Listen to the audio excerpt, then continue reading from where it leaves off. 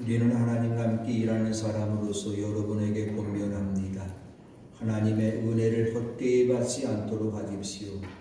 하나님께도 말씀하시기를 은혜의 때에 나는 네 말을 들어주었다. 구원의 날에 나는 너를 도와주었다 하셨습니다. 보십시오. 지금이야말로 은혜의 때요. 지금이야말로 구원의 날입니다. 아무도 우리가 숨기는 이 일에 흠을 잡지 못하게 하려고 우리는 무슨 일에서나 아무에게도 거리낌거리를 주지 않습니다. 우리는 무슨 일에서나 하나님의 일꾼답게 처신합니다. 우리는 많이 참으면서 환난과 궁핍과 곤경과 매맞음과 옥에 갇힘과 난동과 수고와 잠을 자지 못함과 굶주림을 겪습니다. 또 우리는 순결과 지식과 인내와 친절과 성령의 감화와 거짓 없는 사랑과 진리의 말씀과 하나님의 능력으로 이 일을 합니다. 우리는 오른손과 왼손에 의해 무기를 들고 영광을 받거나 수치를 당하거나 비난을 받거나 칭찬을 받거나 그렇게 합니다. 우리는 속이는 사람 같으나 진실하고 이름 없는 사람 같으나 유명하고 죽는 사람 같으나 보십시오 살아 있습니다. 징벌을 받는 사람 같으나 죽임을 당하는 데까지는 이르지 않고 근심하는 사람 같으나 항상 기뻐하고 가난한 사람 같으나 많은 사람을 부유하게 하고 아무것도 가지지 않는 사람 같으나 모든 것을 가진 사람입니다. 아멘. 교회력으로 오늘은 사순절 첫 번째 수요일입니다. 이번 사순절 기간 동안 우리 모두 다 함께 한 마음으로 예수님과 함께 기도의 겟세마네 동산에 들어가서 우리가 시험에 빠지지 않도록 힘써 깨어서 기도하는 여러분 되시기 바랍니다. 아멘.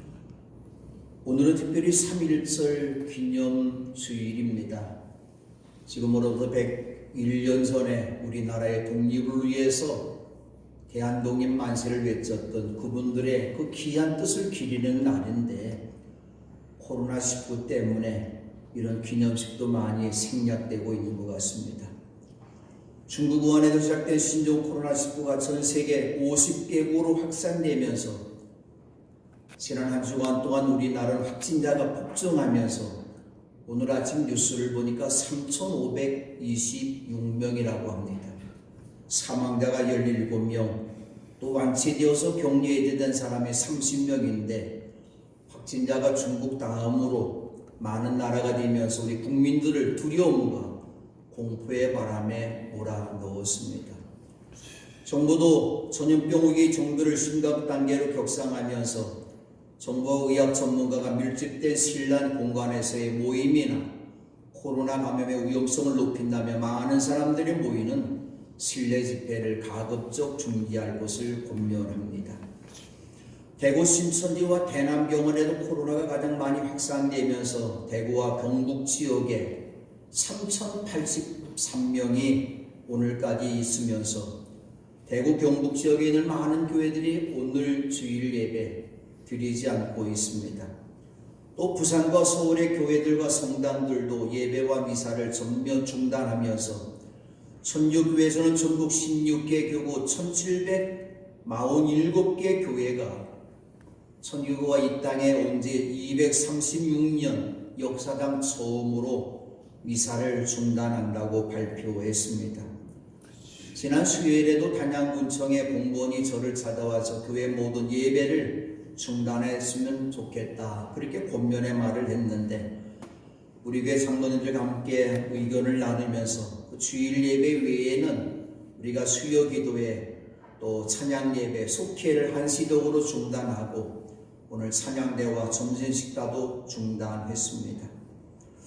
우리가 예배를 중단한 것은 무엇일까요? 주일 성수를 성명처럼 여겼던 교회 전통의 가치를 저버리는 것일까요? 교회들이 예배를 잠시 중단하는 것, 외부적인 핍박 상황이 아니라 코로나19의 확산이라는 위기 상황에서 교회도 사회 전체의 안녕과 질서와 행복을 지켜야 되는 절박한 상황 때문입니다. 그래도 우리 제천 지역과 단양 지역은 아직 확진자가 없기 때문에 그래도 우리가 주일 예배만 드리고 있습니다마는 음성에 있던 어느 교회 목사님에게 군청 직원이 찾아와서 전문 예배를 금지했으면 좋겠다 그랬다고 그래요. 그래서 그 목사님이 이렇게 답변했다고 합니다. 그러면 군청 직원들 근무하지 않습니까? 백화점이나 마트도 우리 지역에 있는 거 전면 금지하고 있습니까? 하지 않고 있다면 우리들은 교인들끼리, 확신자가 없는 교인들끼리 예배 드리니까 괜찮지 않습니까? 그래서 주일 예배만 드리겠습니다. 그래서 주일 예배도 그 교회에 드린다고 합니다. 지난 주간에 또 우리 유영자 선교사님이 글을 올린 걸 보니까 한국에서 확진자가 이렇게 코로나 확진자가 많이 늘어나는 걸 보면서 인도의 상황을 이야기하고 있는데 그런 글을 썼더라고요.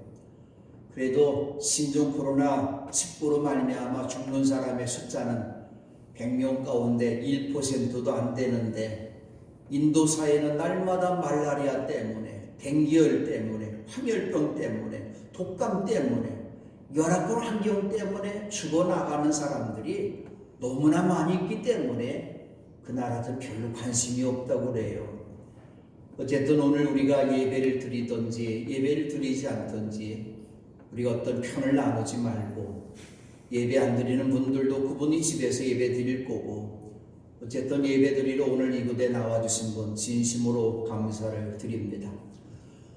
어쨌든 지금 우리가 해야 할 일은 무엇입니까? 십자가 지시기 위해서 겟세마네 동산에 기도하신 예수님처럼 코로나에 감염된 사람들의 치유와 나라와 교회와 가정 위해서 기도해야 될 것입니다. 분명히 코로나19는 지나갈 것입니다.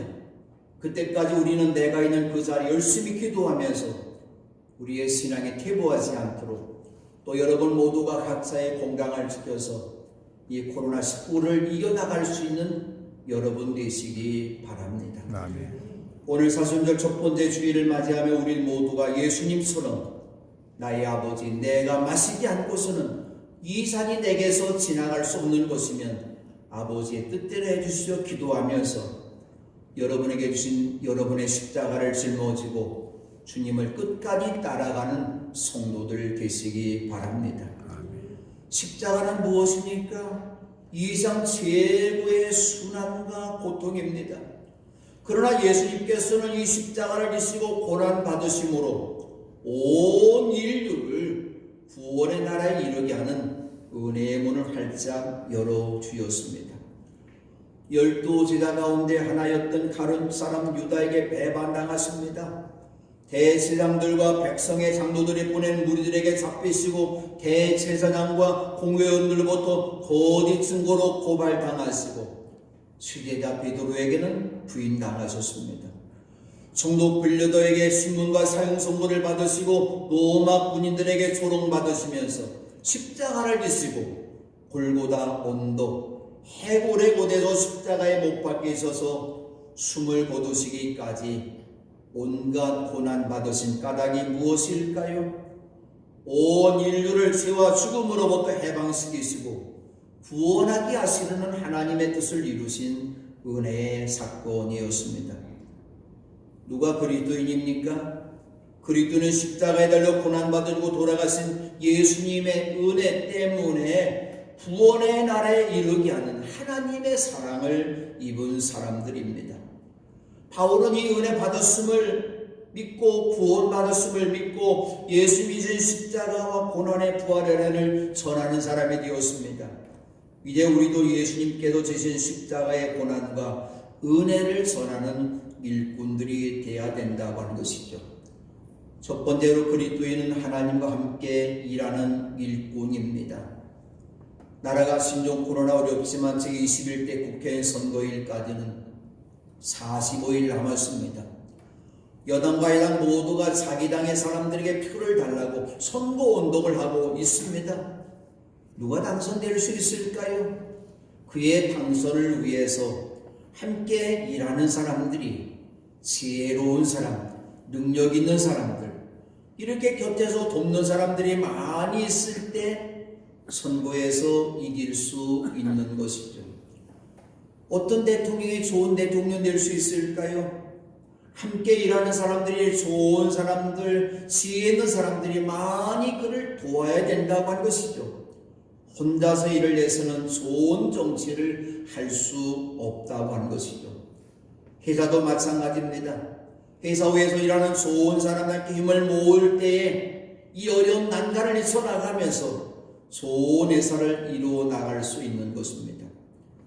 하나님께서는 이상 모든 사람들을 구원하시기 위해서 외아들 예수님을 이 땅에 보내주어서 십자가와 부활로 구원의 역사를 이루셨고, 누구든지 예수를 믿는 사람은 멸망하지 않고 영생을 얻게 하셨습니다. 그리고 예수님께서는 예수 믿고 구원받은 성도들이 영원히 있을 곳을 마련하기 위해서 하늘나라에 가셨던 것이죠. 그럼 누가 하나님의 구원 역사를 이룰 수 있을까요? 예수님께서는 이 일을 완성하시기 위해서 성령님을 우리들에게 보내주셨고, 함께 일할 수 있는 제자들, 그리스도인들을 사명자로 세우셨던 것이죠.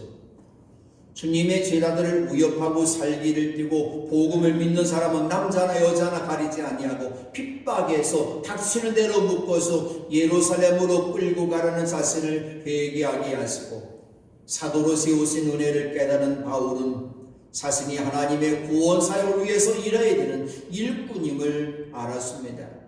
바울은 일을 열심히 했습니다. 혼자 일했습니까? 아니죠. 그에게는 바나바, 마가, 아굴라, 디모데 같은 훌륭한 동역자들이 그의 곁을 지켜주었기 때문입니다. 그 동역자들 때문에 초대교회의 위대한 선교사가 될 수 있었던 것이죠. 그러나 그 바울 사도는 다른 사람과 함께 일하기 전에 먼저 일하기 원하는 일꾼이 있었는데, 바울은 하나님과 함께 일했다고 고백했습니다. 여러분이 복음을 전할 때 하나님과 함께 일하십시다. 우리 교회를 튼튼한 교회 세우기 원하십니까? 여러분의 가정 행복한 가정 만드시기 원하십니까? 하나님과 함께 일할 수 있는 여러분 되시기 원합니다. 사업을 할 때도, 나라 일을 할 때도 하나님과 함께 일할 때 좋은 결과를 낳을 수 있습니다. 두 번째로, 그리스도인은 은혜의 시대에 살면서 은혜를 전하는 일꾼입니다. 바울은 고린도 교회에 하나님의 은혜로 떼이 받지 않도록 하십시오 권면했습니다. 바로 하나님의 은혜를 받은 사람답게, 그 은혜를 받은 사람답게 화목한 사람으로 살아가는데 평화를 나누는 일에, 평화로운 일에 실패하지 말라고 하는 말씀입니다. 하나님의 딸 시온, 바로 이스라엘 백성들이 자신들이 지은 온갖 죄악 때문에 그 형벌로 바벨론의 강대국 바벨론 포로로 끌려가서 수치와 멸시를 당하였습니다. 그러나 하나님께서는 그들을 완전히 버리지 않으셨습니다. 하나님께서 이스라엘을 통해서 시온 백성들을 포로지에서 풀어서 구원해야 할 때가 되면 그들에게 은혜를 풀어주실 것이며, 살려달라 살려달라고 간구할 때 두드리시고 도와주실 것이고, 지키시고 보호해주시고 하나님의 자녀로 언약 맺어주실 것이라고 하나님께서 말씀해 주셨습니다. 그리고 말씀하신 그때가 되었을 때에 하나님께서 시온의 딸 이스라엘 백성들을 70년의 포로 생활에서 돌아오게 하셨습니다. 바울은 이사야서 49장 8절의 이 말씀을 인용해서 죄와 사망의 종로로 타면서 포로가 된 모든 사람들에게 말하였습니다. 하나님께서 말씀하시기를 은혜의 때에 나는 내 말을 들어주었다. 구원의 날에 나는 너를 도와주었다 하셨습니다. 여러분과 행복하게 되길 원하십니까? 우리 교회가 더 튼튼하게 되기를 기도하기를 원하십니까? 지금은 옳고 그름을 말하는, 법을 말하는 때, 공의의 때가 아니고 은혜의 때임을 우리는 알아야 됩니다. 박능호 보건복지부 장관 26일 국회에서 우한 코로나 사태는 한국인이 중국에 갔다 들어오면서 감염원을 갖고 온 것이라면서 국민 탓을 하였습니다.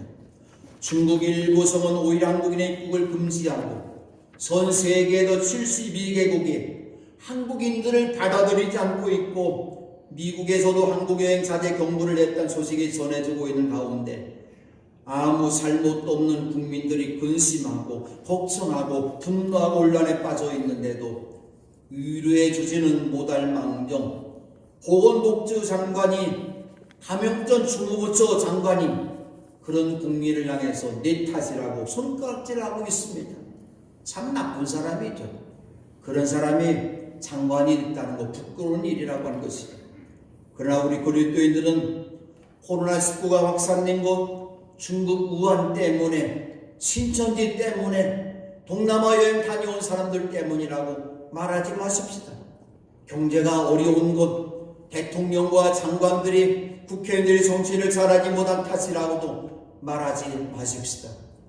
이 사회가 어려움을 당하는 것, 은혜를 폭포수처럼 내려주시는 하나님께 기도하지 않은 나 때문이라는 것을 회개하고, 지금 우리가 할 일은 무엇입니까? 이 은혜의 때, 어쩌면 하나님의 은혜는 가장 어려운 때 은혜를 베풀어 주시는데, 이 은혜의 때, 은혜가 하나님의 은혜가 꼭 필요한 이 때에 우리의 기도를 들어주시는, 그리고 우리를 도와주시는 하나님께 기도해야 될 것입니다. 세 번째로 그리스도는 십자가의 고난과 은혜를 지금 선하는 일꾼이 되어야 합니다. 톨스토이가 쓴 단편소설에 나오는 세 가지 의문에 대한 이러한 이야기입니다. 한 왕이 세 가지 고민에 빠졌습니다. 인생에서 가장 중요한 시기는 언제인가? 인생에서 가장 중요한 사람은 누구인가? 인생에서 가장 중요한 일이 무엇인가? 지혜자들을 불러 모으고, 장관들을 불러 모으고, 교수들을 불러 모으고, 많은 사람들에게 물었는데 마땅한 답을 얻을 수가 없었어요. 네 왕이 지혜로운 사람 하나 있다는 이야기를 들었습니다. 산속에 숨어 살고 있는 성자 한 사람이 있는데 그 사람은 지혜로운 사람인데 그분에게 찾아가면 답을 들을 수 있습니다. 그래도 왕은 그의 이 지혜를 들으려고 오늘 그곳에 가서 자기의 고민스러운 세 가지 고민을 이야기합니다. 근데 성자는 밭일만 열심히 할 뿐 아무 대답이 없어요. 그래도 왕은 그 곁에 서서 지혜로운 사람의 답을 얻기를 기다렸습니다. 근데 마침 바로 그때에 숲속에서 피토송이가 된 한 청년이 달려와서 왕 앞에 쓰러졌습니다. 왕은 한급히 그를 일으키면서 신하에게 저 피 흘린 저 사람을 치료해 주라고 이야기합니다. 치료를 다 해준 다음에 알아보니까 그 청년은 누구였습니까? 왕에게 원한을 품고 왕을 죽이려 기회를 엿보다가 경호원에게 발각되어서 칼에 찔린 것이었습니다. 그러나 왕의 따뜻한 치료를 감격한 그는 이제부터 왕의 충성스러운 왕이 되겠다고 다짐하였습니다. 그때 성자가 입을 열어서 왕에게 이렇게 대답합니다. 인생에서 가장 중요한 시기는 바로 지금입니다. 가장 중요한 사람은 지금 당신 앞에 있는 사람입니다. 가장 중요한 일은 지금 당신 앞에 있는 그 사람에게 최선의 사랑과 성성을 베푸는 일입니다. 온 나라가 신종 코로나로 어려움 당하고 있는 지금이야말로 감염된 환자나 확신자가 될 걸 두려워하는 우리 모두에게 하나님의 은혜가 필요할 때고 하나님의 은혜로 치료받아서 건강하게 회복되어야 될 것입니다. 감염될 것이란 두려움과 공포로부터 구원받아서 우리나라 경제도 하나님께서 일으켜 주실 것을 믿고 서로서로 격려해야 될 것입니다. 보십시오. 지금이야말로 은혜의 때요. 지금이야말로 구원의 날입니다.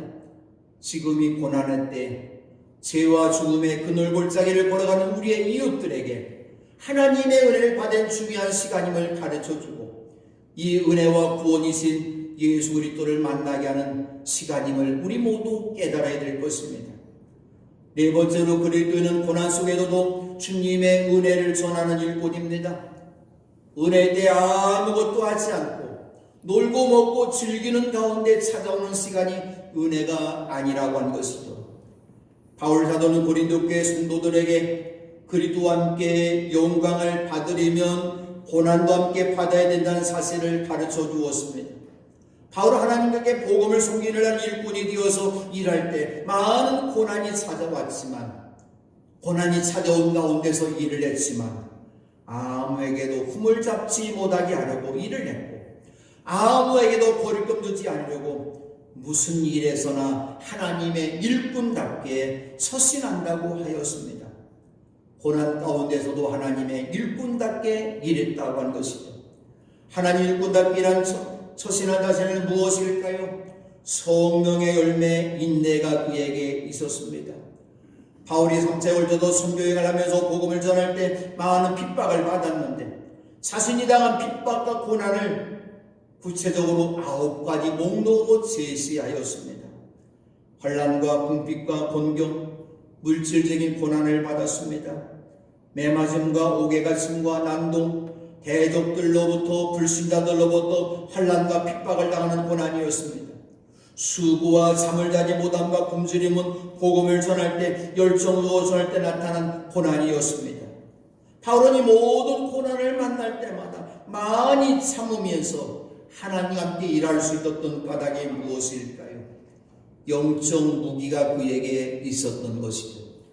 그래도 바울은 자신과 동역자들의 오른손과 왼손에 의의 무기를 들고 있으며 한 손에는 방패처럼 방어용 무기로, 다른 한 손에는 칼처럼 공격용 무기로 사용하겠다는 것이죠. 바울이 사용한 의의 무기는 무엇일까요? 오늘의 사람들 보이지 않는 총과 칼의 싸움이 있습니다. 지혜를 가지고 글의 힘을 갖고 돌의 힘을 갖고 권세의 힘을 가지고 때로는 전쟁 무기나 대포나 미사일을 갖고 다른 사람들을 공격하는 무기를 만들고 있습니다. 세상의 무기는 무엇일까요? 자신을 교만하게 만들고 다른 사람을 두렵게 하고 죽이는 무기이고 가정과 사회와 나라를 파괴하고 사용하지만 의의 무기는 무엇일까요? 죽은 영혼을 살리는 약이고 병든 가정을 살리는 치료의 약, 치료의 무기라고 하는 것이죠. 바울이 가진 의의 무기는 오늘도 하나님과 함께 일하는 우리들이 들고 있어야 되는 의의 무기인데 바울이 말하는 의의 무기는 바로 이것입니다. 순결과 지식과 인내와 친절과 성령의 감화와 거짓 없는 사랑과 진리의 말씀과 하나님의 능력입니다. 이 무기들 가운데서 한 가지 무기만이라도 사용해 보십시다. 놀라운 역사가 나타날 것입니다. 사랑하는 성도 여러분은 친절의 무기를 사용해 보십시다. 웃음으로 친절해 보십시다. 어떤 사람은 한마디마다 날카로운 가시 돋친 말을 하는 사람이 있습니다. 이런 말을 버려야 됩니다. 잘못했다고 지적하는 정지하는 말보다 격려하는 말, 긍정의 말을 하십시다. 따뜻한 말을 하십시다. 겨울은 지나가고 있습니다. 봄날씨처럼 포근한 말을 하십시다. 사랑한다고 말하십시다. 남편과 아내가 서로서로, 부모님과 자녀가 서로서로 친절한 따뜻한 말을 하십시다. 가정은 분명히 행복의 동산이 될 것입니다. 우리 성도들 간에도 처음 교회 나온 사람에게 친절의 미소를 지어보십시다. 잠언 15장 4절에 이렇게 말씀합니다. 따뜻한 말은 생명나무와 같지만 가시 돋친 말은 마음을 상하게 한다. 우리 영접위원들은 교회 문 앞에서 성도들을 맞이할 때 친절함으로 영접해 줘야 됩니다. 확실하게 우리 교회가 튼튼하게 부흥할 것입니다. 내게 친절함이 없습니까? 친절은 위에서 오는 지혜라고 야고보 선생님이 말씀하고 있습니다. 그러므로 이 시간 주님께 내게도 친절함을 달라고 간구하십시다. 그리고 바울은 고난 중에 인내하면서 하나님이라 할 수 있었던 까닭이 무엇일까요? 그것은 바로 다섯 번째로 고난 속에서도 그리스도인은 영광의 꽃과 열매를 맺는 일꾼이기 때문입니다. 고난 중에도 주님을 바라보면서 하나님과 함께 일하는 것은 무엇일까요? 하늘의 상급, 생명과 의와 영광의 면류관을 바라보기 때문입니다. 하나님의 일을 할 때 좋은 일만 있었을까요? 하나님의 은혜를 전할 때, 예수의 복음을 전할 때, 예수의 구원을 전할 때 하나님께 영광을 돌려드렸고 자신도 영광을 받았습니다.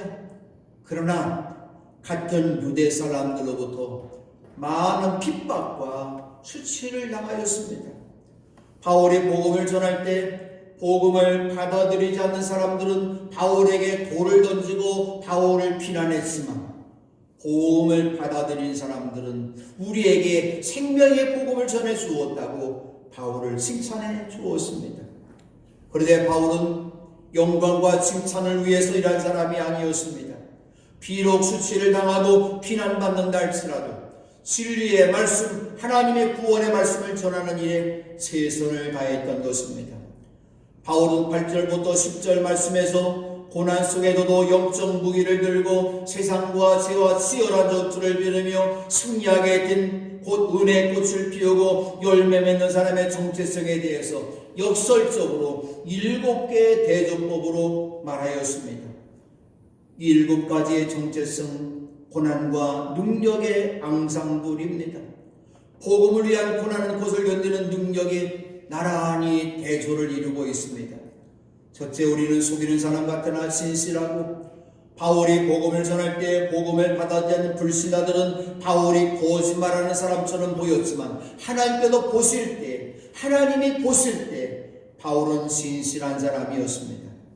두 번째, 이름 없는 사람 같으나 유명하고, 다마스코스 거리에서 예수를 만나 회개하고 주님의 사람이 되기 전까지는 그는 유명한 사람이었습니다.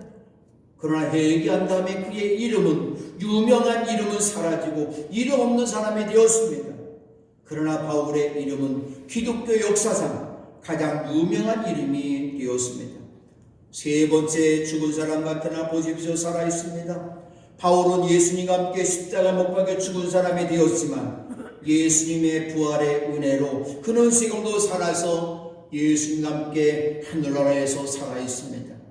네 번째로, 징벌을 받는 사람 같으나 죽음을 당하는 데까지 이르지 않고 바울은 선교에 가면서 수없이 많은 징벌을 받았습니다. 고통을 받았습니다. 그러나 그의 사명이 있는 동안에 하나님께서 그의 생명을 지켜주었습니다. 다섯 번째, 근심하는 사람 같은 항상 기뻐하고, 바울은 복음을 전하다가 사람들 앞에서 매를 맞고 감옥에 들어가고 두 손과 두 발은 창고에 채워져 있습니다. 현실을 보면 원망하고 근심해야 될 것이지만 그러나 그는 감옥에서도 기뻐하면서 하나님을 찬양하였습니다. 여섯 번째, 가난한 사람 같으나 많은 사람을 부유하게 하고, 바울은 가난한 사람이 되었습니다. 그가 남긴 재산은 아무것도 없습니다. 그는 일생 가난한 사람으로 살았지만 그는 선교 여행을 통해서 만나는 모든 사람들을 부유하게 만들어 주었습니다. 일곱 번째, 아무것도 가지지 않는 사람 같으나 모든 것을 가진 사람입니다. 아무것도 가지지 않은 사람이 되었어요. 그러나 그는 모든 것을 가진 사람이 되었는데, 모든 것을 가지신 하나님, 예수님을 가졌기 때문에 그는 모든 것을 가진 사람이 되었습니다. 이 7가지의 대조를 이루는 자리에 공통점이 있는데 무엇일까요? 하나는 고난과 수치의 자리이고 하나는 영광의 자리에 있는 것이죠. 그러나 우리 그리스도인들은 어떤 자리에 있든지 감사합니다. 왜냐하면 고난의 자리는 영광과 칭찬을 향해서 출발점이 될 수 있기 때문입니다. 고난의 십자가는 영광의 부활의 문으로 들어가는 촉관문입니다. 우리가 세상에 사는 동안 크고 작은 고난으로 어렵고 힘든 일을 걸을 때가 있습니다. 그러나 실망하지 않습니다. 고난받는 지금이야말로 구원의 때임을 깨닫고 그리스도의 길을 따른다면 욕된 것은 영광으로 바뀌게 될 것입니다. 고난의 십자가는 대도적인 영광으로 바뀌게 하는 선한의 기회가 될 것입니다. 그러므로 그리스도에 찾아오는 고난은 종착역이 아닙니다. 이 고난 하나님께 주시는 영광의 상급이 되도록 우리를 구원의 자리로 옮겨주는 은혜라고 하는 것이죠. 그러므로 이 귀한 고난의 복음, 십자가의 복음, 구원자 예수 그리스도를 전하는 충성된 일꾼들이 되시기를 주님의 이름으로 축원합니다. 그리스도인에게 찾아오는 고난은 구원의 날을 이루게 하는 하나님의 은혜임을 깨닫고 하나님 앞에도 열심히 하나님께 일할 수 있는 일꾼 되게 도우시고, 사순절기 시작되는 이 시간 우리가 함께 열심히 모일 수는 없지만 집에서 기도할 수 있는 기도의 용사들로 축복해 주옵소서. 아멘. 오늘도 여러 가지 걱정 때문에 주의 전에 나오지 못한 당신의 종들 기억하시고 그들도 건강으로 지켜주시고 우리 모든 주의 전에 예배하는 저희들 더 귀한 한돌의 상급으로 영광의 금연료관으로 축복하여 주옵소서. 아멘. 예수님의 이름으로 기도합니다. 아멘. 찬송가 304장을 부르시며